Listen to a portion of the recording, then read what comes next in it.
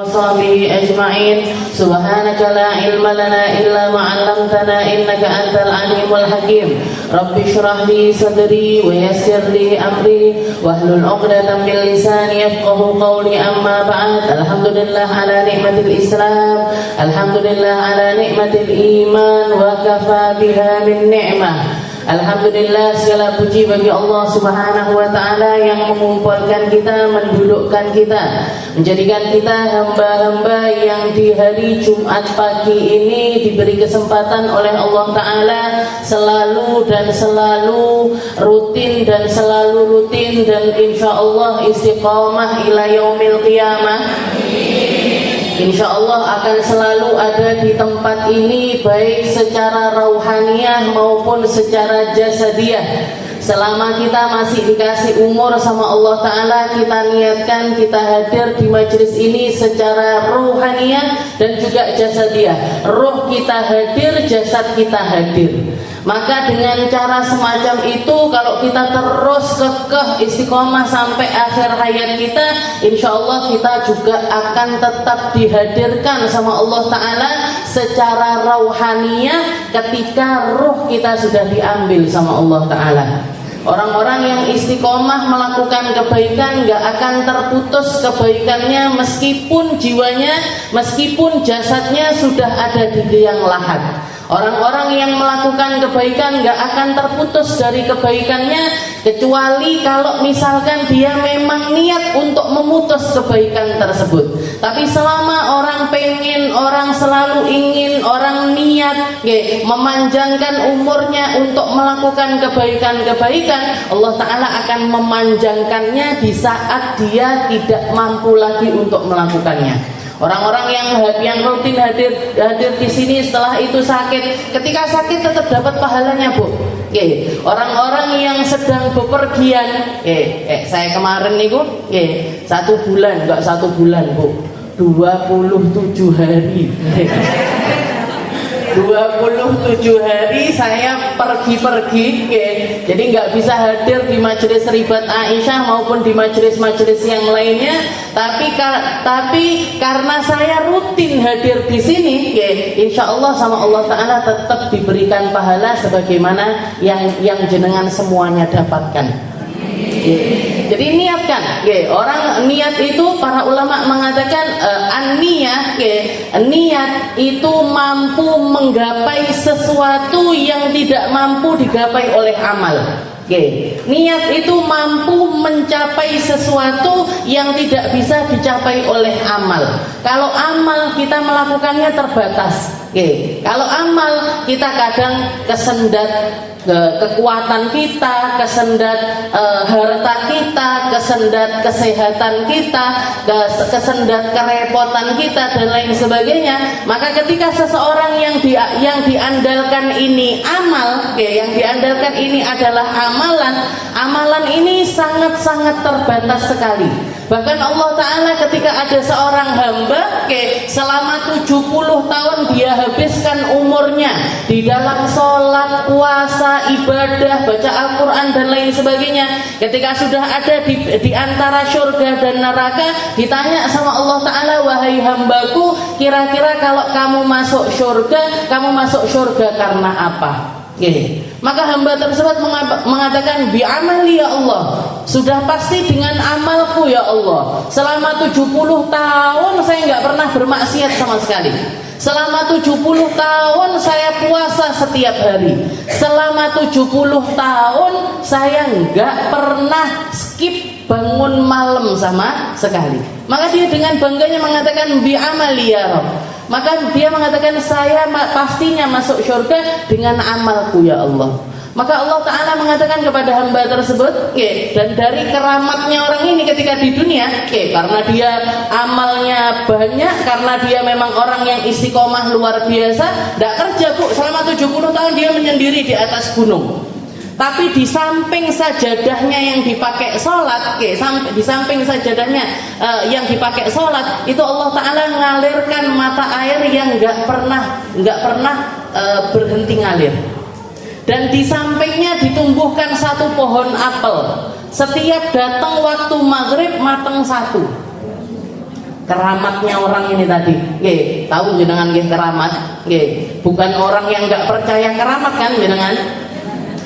Keramat itu kita harus percaya, Bu. Orang-orang soleh bisa mendapatkan karomah, sesuatu yang khariqul adah, sesuatu yang keluar dari adat kebiasaannya manusia. Itu Allah Ta'ala bisa menunjukkannya untuk memuliakan sebagian orang, bisa ditunjukkan untuk menghinakan sebagian orang. Oke. Kalau yang terjadi kepada Nabi, terjadi kepada Rasul, kita kenal namanya adalah mukjizat.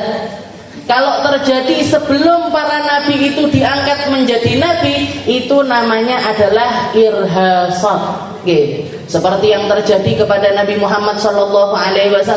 Oke. Kemarin bulan Maulid, yang datang di berbagai macam majelis Maulid pasti dengar, pasti ngerti, pasti bahas tentang perkara tersebut. Nabi Muhammad itu lahir dalam keadaan sujud, tangannya rafi'an tarfuhu ilas sama, matanya ngadep ke atas langit, tangannya nunjuk isyarat ke atas langit, seakan-akan dia mengatakan la ilaha illallah.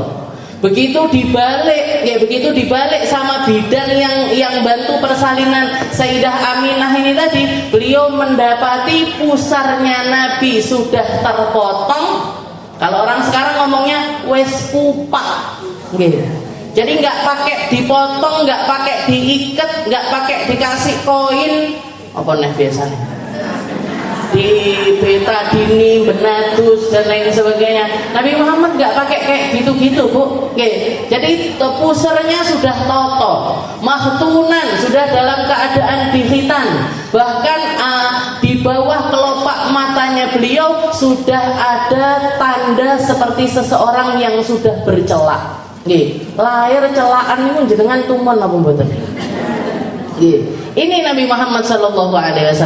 Setelah itu belum lagi yang terjadi, nggak ada yang meragukan tentang kisah ini. Zaman dulu sampai zaman sekarang nggak ada yang meragukan tentang kisah tersebut, di mana Nabi Muhammad SAW ketika dibawa sama Sayyidah Halimatus Sa'diyah, Sayyidah Halimah merasakan keberkahan yang luar biasa membersamai beliau di dalam rumahnya. Bahkan mulai dari awal ketemu sama Nabi Muhammad SAW itu sudah terasa sekali. Beliau punya bayi juga yang hampir seumuran dengan Nabi Muhammad SAW. Tapi ketika berangkat mau nyari anak susuan ini tadi, sepanjang malam anaknya nggak berhenti nangis karena payudara ibunya nggak keluar air susu sama sekali. Mau makan, makanannya terbatas, minumannya terbatas, sehingga ASI yang keluar ini sedikit sekali. Terus beliau naik keledai berdua sama suaminya, ganti-gantian. Itu keledainya sudah dalam keadaan kurus, kering, lemes pokoknya.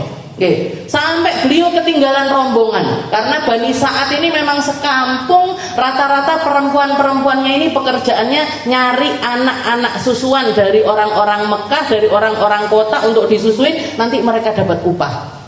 Sampai orang-orang mengatakan, Halimah agak cepet dong jalannya, kita nungguin kamu nggak nyampe Mekah. Terus seperti itu sampai nyampe ke negeri Mekah. Begitu semua anak susuan itu sudah dapat ibu susunya, Sayyidah Halimah nggak punya pilihan kecuali tersisa bayinya Nabi Muhammad SAW. Karena setiap kali disodorkan, orang-orang itu semuanya nolak. Ini anaknya siapa? Anaknya Aminah. Bapaknya siapa? Bapaknya wis meninggal.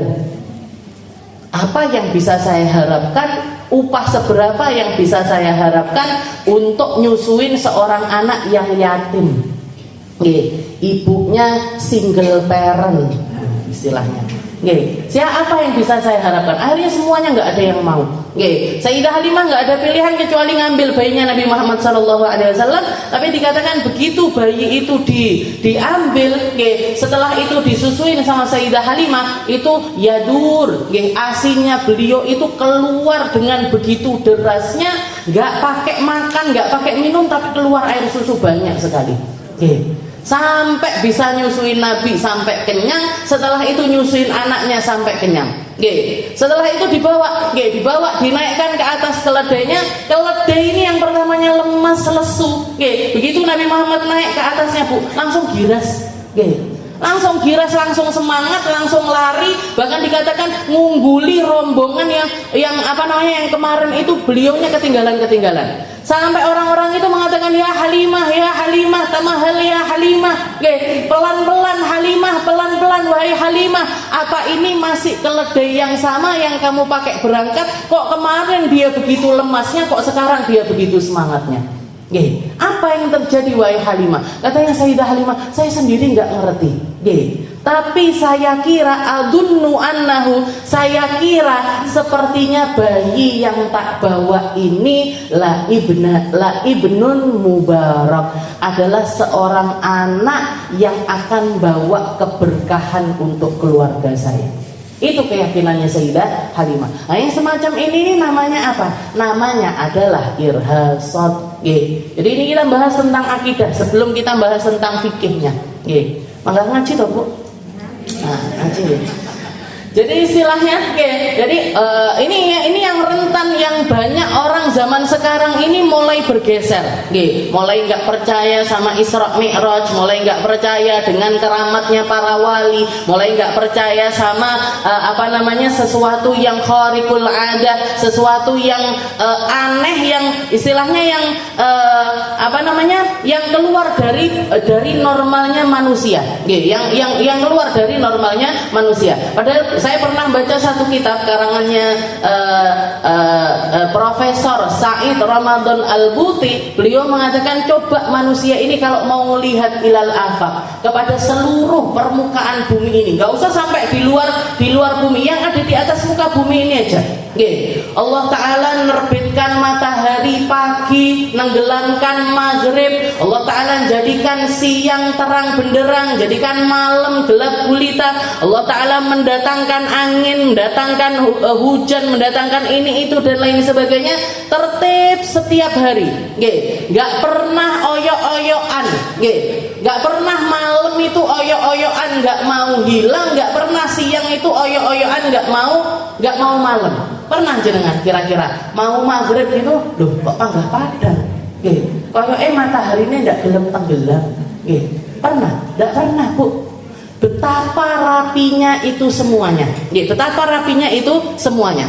Nah, kalau kita mau ngambil dengan keadaan diri kita, kita itu jadi orang yang tertib, disiplin setiap hari, sama lengah sesekali itu. Penaan pas lengah nopo pas tertib? Nah, penaan pas lengah nopo pas tertib? Atau gini nggak gitu contohnya.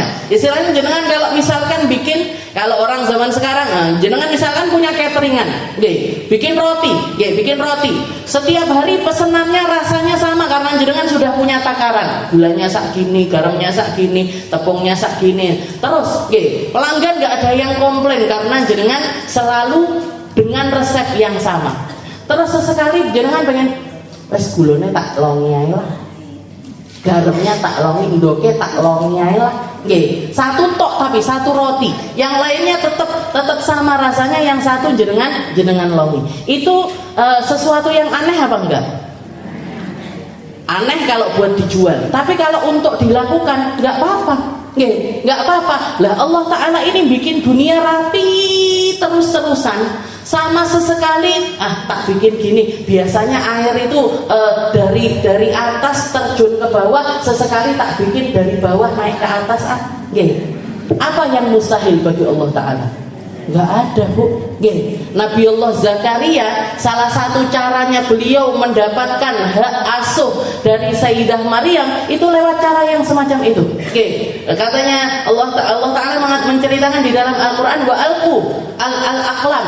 Wahai orang-orang yang kalian ini rebutan untuk ngasuh bayinya Sayyidah Maryam, karena orang tuanya dua-duanya sudah sepuh. Maka Maryam, bayinya Sayyidah Maryam ini, perempuan yang luar biasa ini, dia harus diasuh sama orang yang luar biasa juga, dan itu keputusannya harus dari Allah Subhanahu wa Ta'ala. Maka para rohbaniyah, para pendeta-pendeta Yahudi ini bareng-bareng melemparkan kolam, melemparkan pena ke dalam sungai. Dilempar bareng-bareng, plung. Nanti yang akan dapat hak asuh yang gimana? Yang penanya ini bukan ngikuti arus tapi ngelawan arus. Dan penanya siapa itu? Penanya Nabiullah Zakaria. Semuanya ngelempar plung lewat, plung lewat, plung lewat. Penanya Nabiullah Zakaria begitu dilempar, balik ke orangnya. Balik ke orangnya. Oke, siapa yang bikin arus ini tadi balik? Siapa yang bikin pena ini balik? Oke, Allah Ta'ala. Dan itu nggak sulit, Bu, bagi Allah Ta'ala.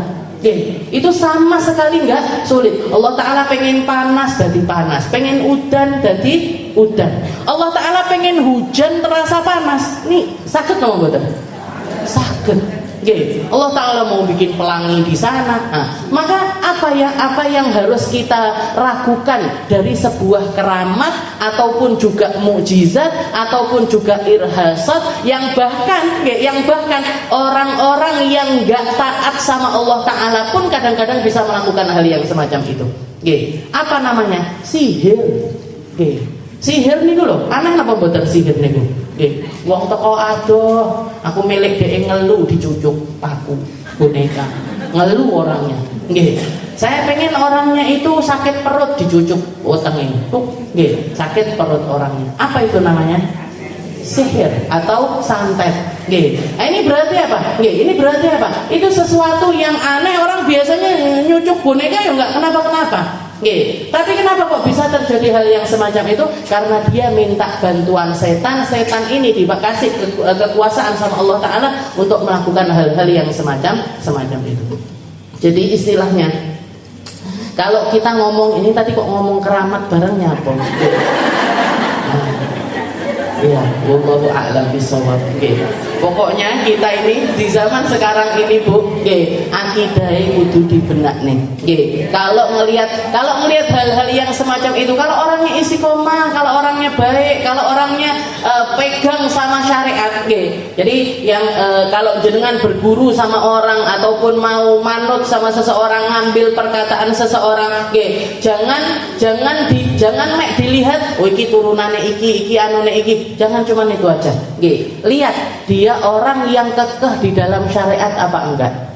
Kalau orangnya kekeh di dalam syariat, sholatnya tepat, puasa Ramadan enggak aneh-aneh di dalam hal-hal yang menjadi prinsip-prinsip agama, maka silahkan ambil ilmu dari orang-orang semacam itu, silahkan ambil doa dari orang-orang semacam itu, silahkan tirukan akhlak adab yang ada di dalam diri mereka, karena keberkahan pasti menyelimuti orang-orang yang semacam itu. Kalau saya ngeliat saya ngedol keramati bapak, moyangnya ini itu dan lain sebagainya, nah, semuanya masih belum tentu.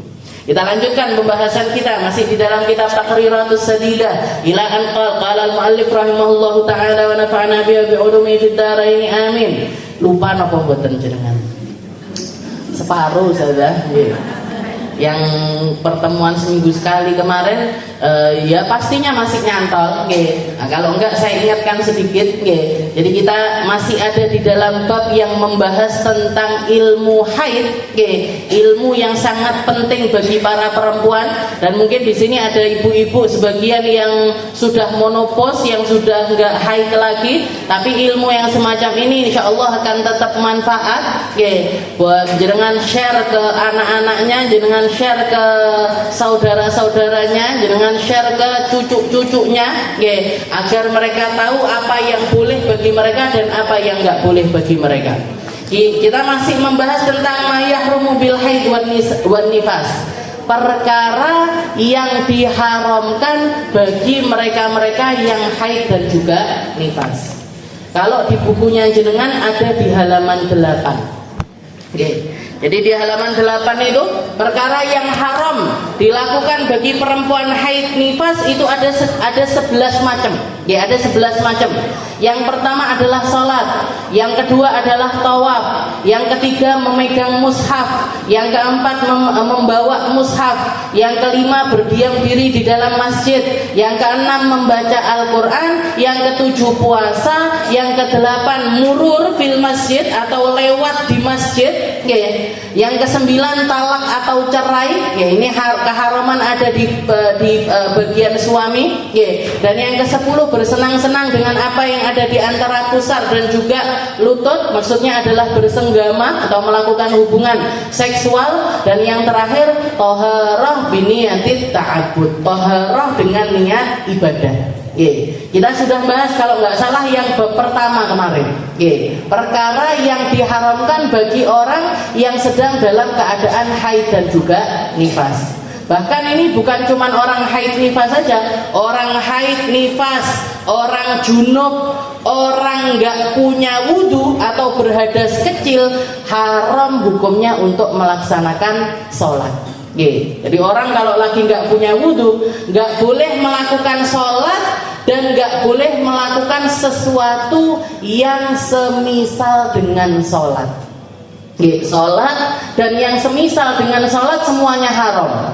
Apa saja yang semisal dengan sholat? Sujud tilawah, sujud syukur, sholat jenazah. Sholat jenazah itu semuanya nggak boleh dilakukan. Jadi sholat itu haram, baik itu sholat wajib, haram hukumnya. Sholat sunnah haram hukumnya. Meskipun jenengan lagi berada di tempat manapun. Saya lagi umroh saja, budal bayare 20 juta. Nyampe Mekah darahnya keluar, yo eman 20 juta. Yo tak panggah sholat aja neng masjid. Gimana ini hukumnya? Haram. Sudah nyampe Masjid Nabawi, mau sowan Nabi Muhammad SAW, dapat jatah nusuk untuk masuk ke Raudhah. Ini nggak bisa dikompromi, keluar darah haidnya. Gimana ini? Mau masuk Raudhah boleh apa enggak? Enggak boleh, Bu. Jadi ketika kita dalam keadaan haid ataupun juga nifas, maka sholat dan yang semisal dengan sholat wajib maupun sholat sunnah, itu semuanya hukumnya adalah haram. Terus piye saja? Kalau misalkan kita sudah nyampe sana terus keluar darah haid gimana? Ya sudah diusahain dulu. Kalau ada obat biar darahnya berhenti, diminum. Diminum. Bentuknya niatnya sebagai apa? Niatnya untuk ikhtiar biar darahnya berhenti. Kalau darahnya benar-benar berhenti, silahkan masuk ke dalam masjid. Tapi kalau darahnya masih tetap keluar, jangan sekali-kali wis bene wis kadung kok ini. Jangan, Bu. Makanya saya sedih sebenarnya melihat banyak orang umroh. Orang sekarang umroh setiap tahun, umroh setiap 2 bulan sekali, 3 bulan sekali berangkat umroh. Tapi ilmunya umroh ini enggak mumpuni. Ilmunya umroh enggak mumpuni. Banyak sekali orang-orang berangkat ke sana terus flag iki metu flag. Pokoknya tak adusi, tak sumpeli, habis itu berangkat ke masjid. Setiap kali waktu sholat kayak gitu. Gimana hukumnya? Haram, Bu. Kalau sudah ngelakoni haram, kira-kira bisa mabrur napa mboten? Mabur. Jadi umrohnya mabur, hajinya mabur. Jadi taat saja, istilahnya intisari dari agama ini. Kita masuk ke dalam agama Islam.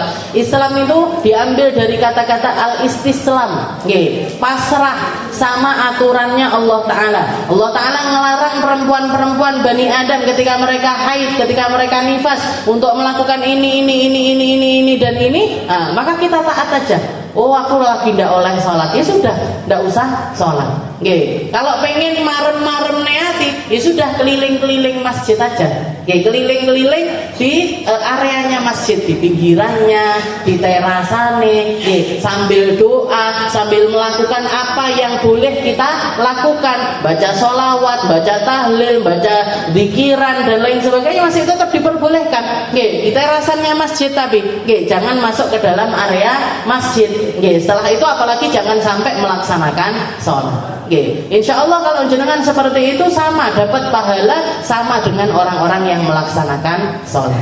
Ketimbang jenengan nggak marem aku kudu iki, kudu mlebu masjid dan lain sebagainya. Jangan. Jadi sholat dan yang semisal dengan sholat semuanya hukumnya adalah haram. Jadi yang semisal kemarin kita bahas sujud tilawah, sujud syukur, khutbah Jumat, sholat jenazah, semuanya hukumnya haram. Nah, ini jenengan juga harus belajar ini sujud tilawah. Kalau di Mekah Madinah sana setiap kali selesai sholat pasti mesti setelah itu kan sholat jenazah. Sholat jenazah. Jangan sampai jenengan Allahu Akbar, imamnya Allahu Akbar rukuk jenengan. Imamnya Allahu Akbar nang iktidal. Sebelah-sebelah ini apa wong iki sholat jenazah kok pakai rukuk, pakai iktidal. Jadi ilmu sih pentingnya ilmu seperti itu, Bu. Jadi sholat jenazah jenengan harus belajar, sujud tilawah jenengan harus belajar. Karena di sana sholatnya enggak langganan kulhukul ya, Bu. Bahkan selama saya di sana itu kalau nggak salah saya sampai heran. Ketika imamnya sholat maghrib yang dibaca setelah Fatihah itu surat Al-Kautsar sama surat Al-Asr. Loh, ngaren Anda. Biasanya mesti panjang-panjang dan enggak apalagi kalau Jumat pagi biasanya baca Hamim As-Sajdah, di situ ada ayat yang disunahkan untuk sujud tilawah, biasanya beliau langsung sujud tilawah. Jangan sampai jenengan pas imamnya sujud tilawah iki nyapo kok langsung sujud. Nggak ngerti kalau itu namanya sujud tilawah. Sujud ketika mendengarkan ayat-ayat sajadah. Jadi sujud tilawah harus belajar, sujud syukur harus belajar, khutbah Jumat, nggak usah khutbah Jumat bagian bapak-bapak. Sama sholat jenazah. Sholat jenazah ini harus dilakukan ketika seseorang itu suci dari haid, suci dari nifas, dan juga kalau laki-laki untuk khutbah Jumat harus punya wudu.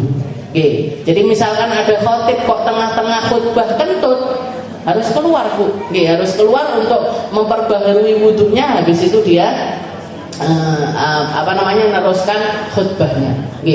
Jadi harus dalam keadaan suci dari semua hadas. Itu yang pertama, as-shalah. Dan kita juga sudah bahas tentang turu'ul manik dan juga zawalul manik. Ketika menjelang datangnya menjelang suci ataupun juga mau setelah baru dapat haid itu, nah ini harus kita perhatikan. Turu'ul manik sama zawalul manik. Hilangnya penghalang dan juga datangnya penghalang. Ada dua permasalahan di dalam sholat ini yang harus kita tarkis, yang harus kita itu benar-benar merhatikan tentang hal tersebut. Apa itu zawalul mani? Zawalul mani itu ketika haid itu berhenti. Kita harus tahu persis kapan darah kita itu berhenti. Kalau misalkan darah kita itu berhenti dan masih tersisa waktu dari salah satu sholat dan juga sholat yang bisa dijamak dengannya, walaupun cuman sekadar takbiratul ihram, takbiratul ihram itu kan cuman 1 detik 2 detik aja, masih tersisa waktu 1 detik 2 detik, maka sholat waktu itu dan sholat yang bisa dijamak dengannya wajib untuk dilaksanakan. Jadi yang perlu diperhatikan ibu-ibu semuanya, kalau suci dari haid itu menjelang maghrib, kalau sucinya menjelang maghrib dan juga menjelang subuh. Nah itu harus hati-hati. Kok jenengan dicek jam 5 masih kuning-kuning, dilihat jam 5 lebih 1/4 masih kuning-kuning, masih ada jelirit-jelirit kuning. Begitu setengah 6 kurang 5 menit, setengah 6 kurang 5 menit dicek lagi sudah putih bersih. Berarti gimana ini? Kan jenengan langsung masih mandi dulu, habis itu wudu, ke masjid mungkin pakai mukena ini itu dan lain sebagainya. Nah, gimana ini? Sholat apa aja yang wajib untuk dilaksanakan? Bukan cuman maghrib isya aja yang wajib dilaksanakan, tapi sholat asar sekaligus sholat duhurnya juga wajib diqodho. Kenapa kok diqodho, Ustazah? Karena sudah ada waktu dari asar yang kita itu dalam keadaan suci. Jadi darah itu berhenti, itu menunjukkan kalau kita itu suci, berhenti darahnya, sudah dapat kewajiban untuk sholat. Maka kalau kita menemukan waktu di waktu asar ini tadi, walaupun cuma sekedar takbiratul ihram, cuma sekedar 1 detik 2 detik, maka sholat waktu itu dan sholat yang bisa dijamak dengannya. Duhur bisa dijamak dengan asar, asar bisa dijamak dengan duhur. Maka bukan cuma asarnya aja yang dilaksanakan, tapi sak duhure wajib dilaksanakan. Nah, ini yang harus hati-hati. Anaknya dikasih tahu, cucunya dikasih tahu. Kalau umurnya punya anak perempuan umur 8 tahun, 9 tahun, sudah hampir masuk waktu-waktu untuk haid, diwarai, diajarkan. Apalagi kalau sudah SMP, SMA, harus diajari. Nah, itu namanya adalah turuul zawalul mani. Jadi menjelang asar seperti itu. Menjelang subuh gimana Bu? Menjelang subuh juga seperti itu. Apalagi kalau terjadinya di bulan Ramadan. Kalau terjadinya di bulan Ramadan, 5 menit sebelum azan subuh kok jenengan sudah suci darahnya, sudah berhenti darahnya, maka hari itu sudah wajib untuk puasa. Dan kalau dari malam jenengan niat, walaupun niatnya ditaklik, ya Allah, kalau darahnya berhenti, saya besok niat puasa. Maka gimana puasa? Misalkan besoknya ternyata benar-benar suci, setelah itu jenengan puasanya sah, nggak perlu dikodok. Puasanya sah dan juga nggak perlu dikodok. Jadi 5 menit sebelum azan subuh kok sudah suci, jenengan mandi, sholat subuh dan lain sebagainya. Nah, bukan cuma subuh yang dilaksanakan, isyaknya dikodok, maghribnya juga dikodok. Kenapa? Karena kita mendapati darah ini berhenti di waktu isyak, bukan di waktu subuh. Meskipun sucinya mandinya setelah subuh, tapi sudah ada di dalam diri kita ini masa suci di waktu isya tersebut. Maka maghrib sama isyaknya wajib untuk diqadha. Itu namanya zawalul mani', permasalahan hilangnya penghalang. Nanti turul mani', datangnya penghalang. Ini juga harus hati-hati. Ketika darah itu pertama kali keluar, jangan suci. Darah pertama kali keluar itu kita harus tahu persis di jam berapa. Setelah itu ada tanggungan sholat waktu itu apa enggak? Karena ketika kita masuk di waktu sholat, sekadar orang toharoh dan juga sholat itu mungkin sekitar 5-7 menit. Masuk waktu sholat itu kita mendapati sekitar 7 menit. Kok kita belum sholat, terus kedahuluan sama darah haidnya, maka sholat waktu itu wajib diqadha nanti setelah suci dari haid.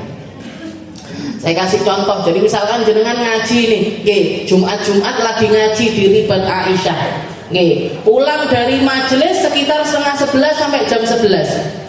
Saya dolan dhisik, dolan apa mboten jenengan?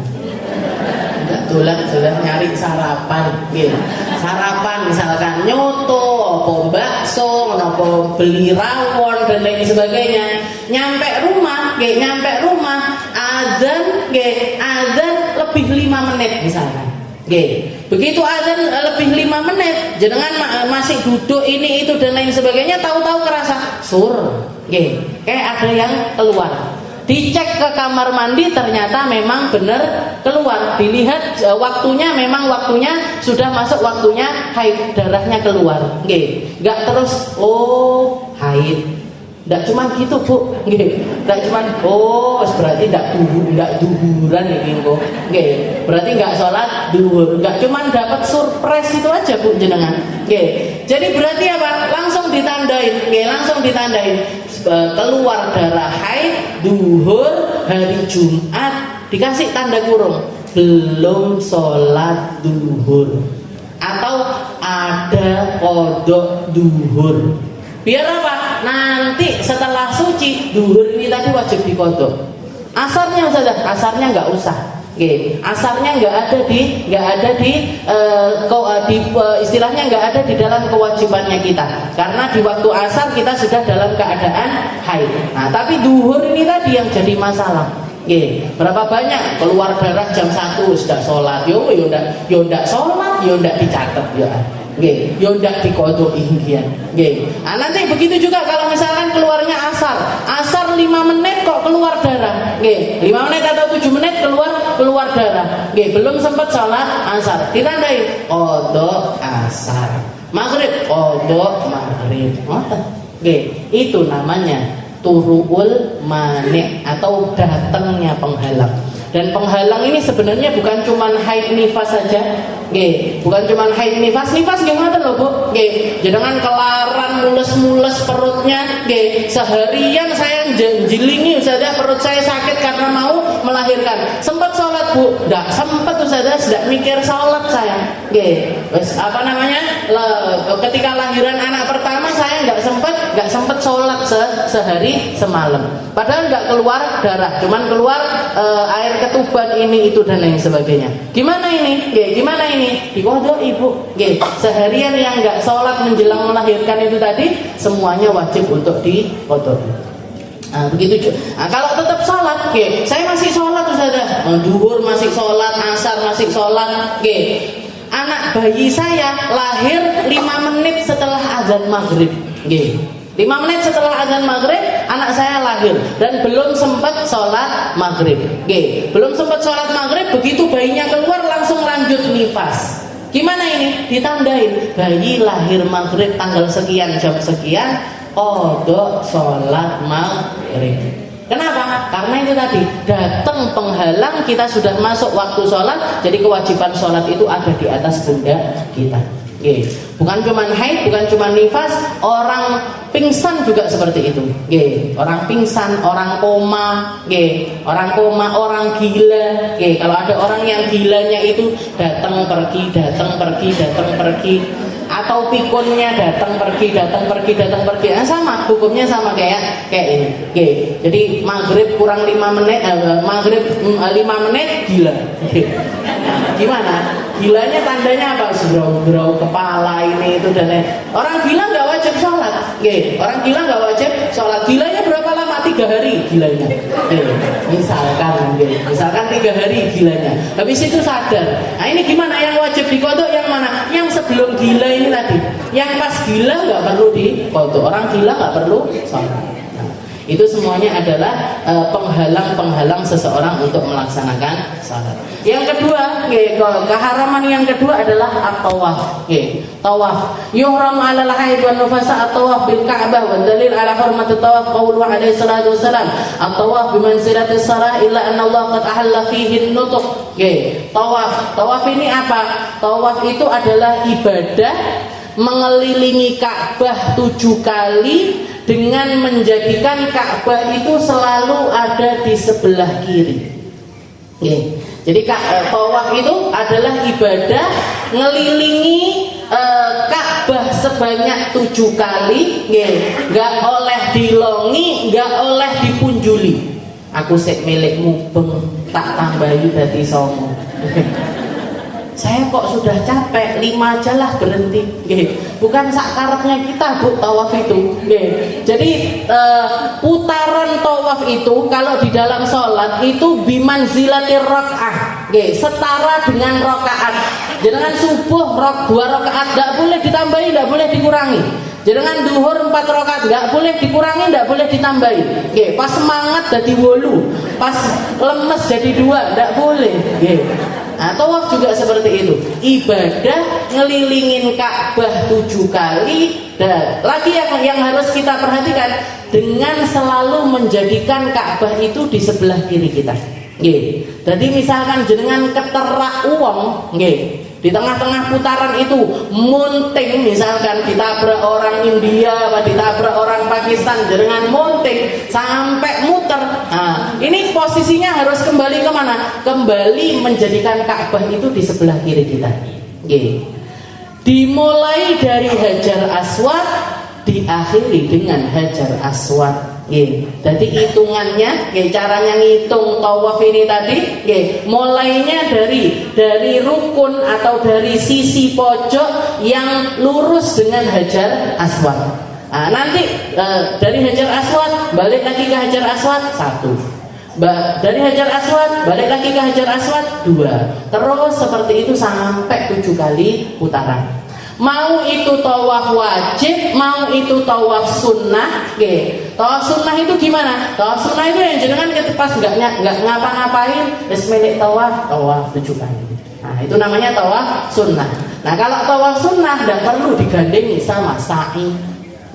Tapi kalau jenengan tawafnya tawaf wajib, ngambil mikot, misalkan mau ngambil umroh, mau ngambil umroh sekali, pergi ngambil mikot, mau itu ke Tan'im, mau ke itu ke Ji'ronah, mau itu ke Hudaybiyah, mau itu ke Taif, mau ke perbatasan manapun, ngambil mikot, niat untuk ngambil untuk ihram, setelah itu datang ke haram, tawaf sa'i.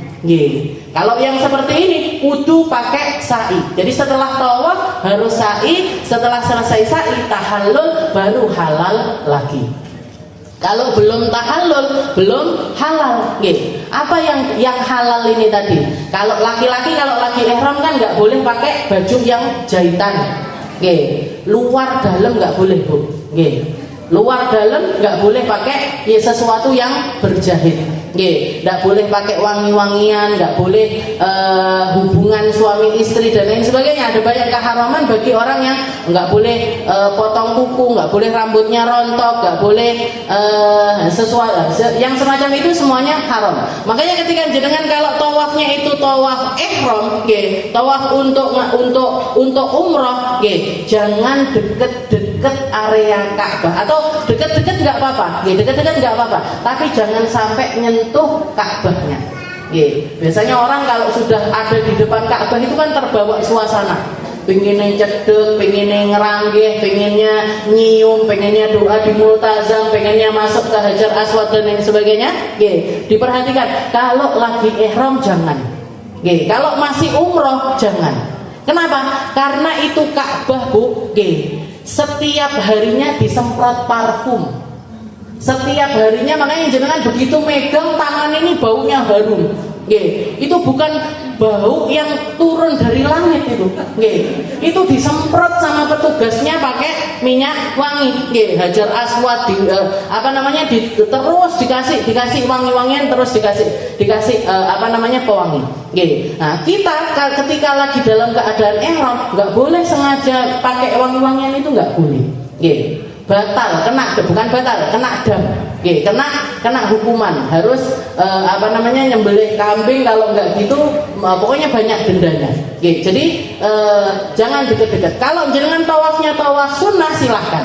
Tawafnya tawaf sunnah silahkan deket-deket atau megang-megang nggak apa-apa. Tapi kalau lagi ihram jangan. Selesaikan dulu, setelah tawaf sa'i, habis itu dipotong rambutnya dikit.